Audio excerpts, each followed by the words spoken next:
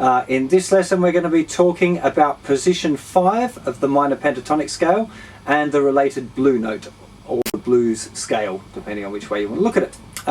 This is a bit of a funny one, right up the dusty end of the guitar neck now. So I'm going to show you actually two different fingerings for this scale, depending on where you are on the guitar neck.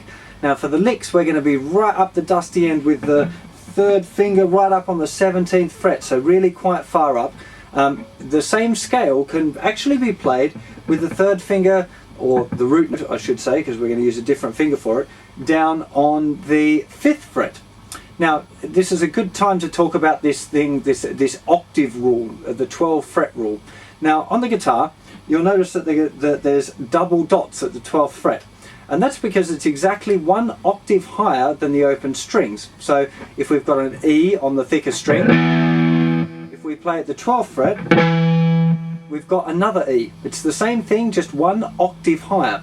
And it's the same for any lick that you learn. In any key you can always play 12 frets higher. So if we learned a lick in position 1, what's a nice easy position 1 lick up, for example, which is based around with my first finger kind of hanging around the 5th fret, like box 1 of A minor pentatonic scale, that same lick can be played 12 frets higher. So 12 plus 5 equals 17. So if you go right up to the 17th fret, you can play the same one. So this is called the 12 fret rule. So anytime you're playing anything down the neck, you can move it 12 frets higher and play the same thing. You'll even notice that the dots relate. So where we've got here dots at the 3rd, 5th, 7th, 9th, the dot right up on the 15th fret, of course, is 12 frets higher than our first dot at the 3rd fret. Then we've got a dot at the 17th fret, which relates back to our dot at the 5th fret, because they're all 12 frets apart, of course. So you can almost think of from the 12th fret up, it's kind of like a second guitar neck, if you like, a second area of the guitar neck. Now, this scale that we're doing now, this position 5, all the licks we're going to be doing right up here, which is, it sounds like this.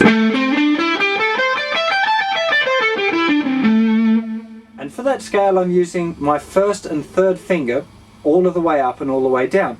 But if I was playing it right down here with the root note at the 5th fret of the thicker string, then I would probably use my 1st and 4th finger all the way up, because using 1 and 3 is a bit of a nasty stretch there between the 2nd fret and the 5th fret. It's possible, and some guys do play it like that. Just for me, I find it a little uncomfortable to play that wide, so I tend to use 1st and 4th fingers when I'm playing anywhere where the frets get kind of wide apart. Okay, here we go for position 5.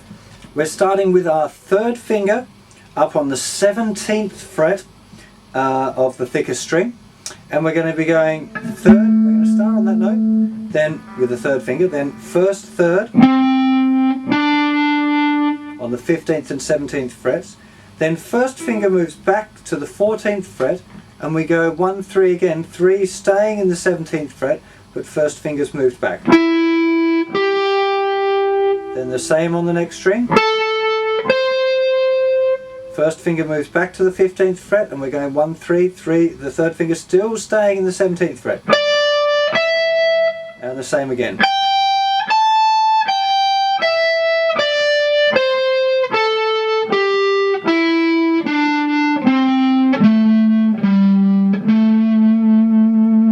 Again, finish it starting and ending on the root note. Here we go, just straight up and down, nice and slow.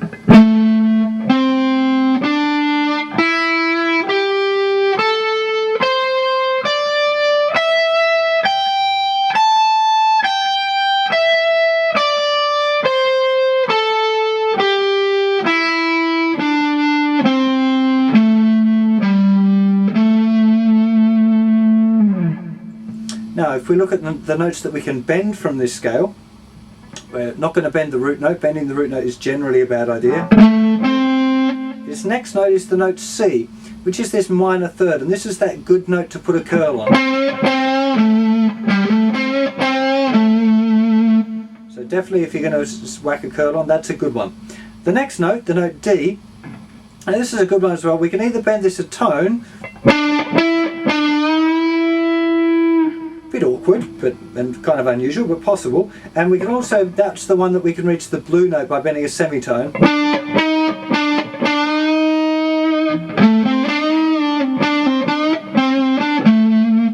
Quite a nice little one, very fat sounding when you play on the thick strings this far up the neck, but it is kind of unusual. So, we talked about that one already.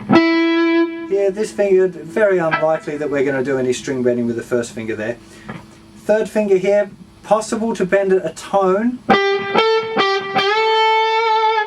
but unusual, very unusual to bend that one, but it's possible again. That's the root note again, we're not going to do anything bending with the root note.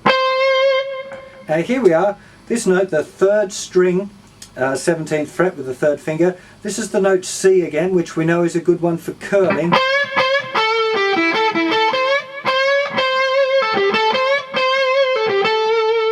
So that one's a good one for a curl, also a good one for a tone bend.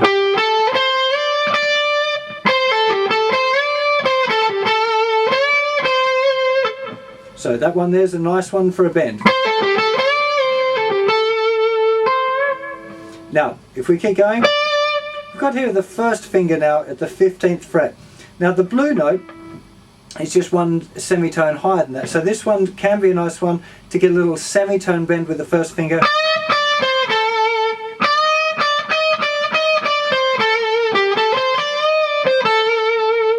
So that's not bad.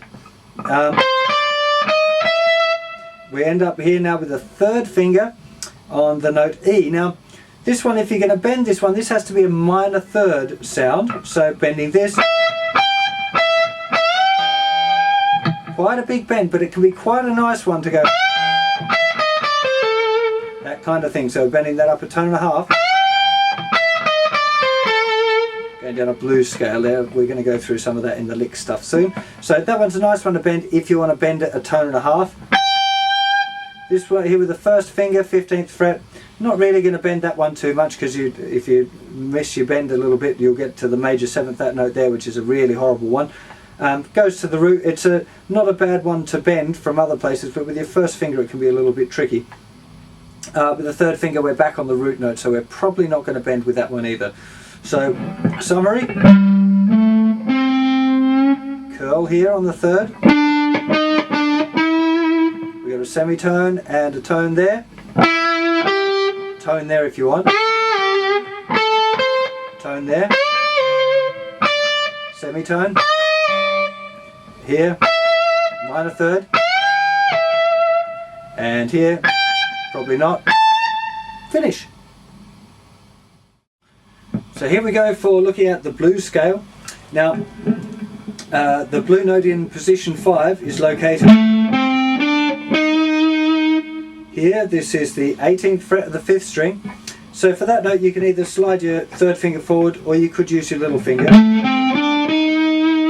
tend to not use my little finger just because it's so short and feels pretty uncomfortable up this far up the neck. But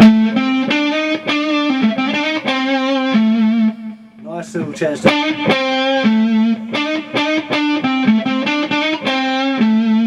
Of course you can bend to it as well. Now the same note is also found the 11th fret of the 4th string. So you can do that little nice little slide back.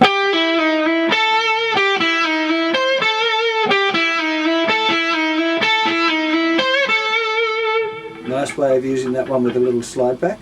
Now the next place it's found here, which is the 16th fret of the 2nd string, very conveniently placed between the 1st and 3rd finger.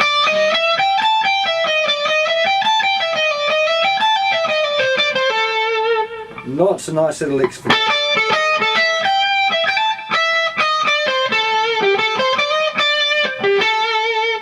really handy little place, that one. Lots of times that you're going to use that one. So check out that chart again, notice where those blue notes are. We're going to go through some licks in the next lesson.